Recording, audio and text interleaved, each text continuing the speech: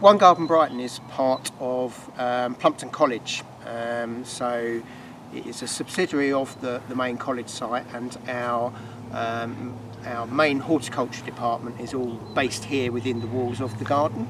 So obviously we have themes around our hot dry garden, so particularly looking at drought tolerant planting styles and care, through to plants for pollinators. So our pollinators garden is very specifically designed around plants that are recognised by the RHS as being beneficial to our pollinating insects in this country. For our rain garden as well, which is obviously a demonstration of using water sustainably in the garden. So we try as best we can not to use excessive water unless we've actually collected it within the garden.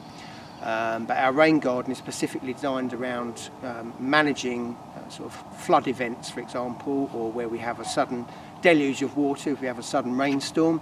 And the rain garden swale is designed to obviously hold that water and obviously retain it within the garden and gradually leach it back into the soil without causing any sort of additional pressure on the drainage system or causing flooding in parts of the garden we don't want to be flooded. The focus of our garden is obviously sustainable gardening and making sure that we future-proof the whole nature of horticulture for future generations.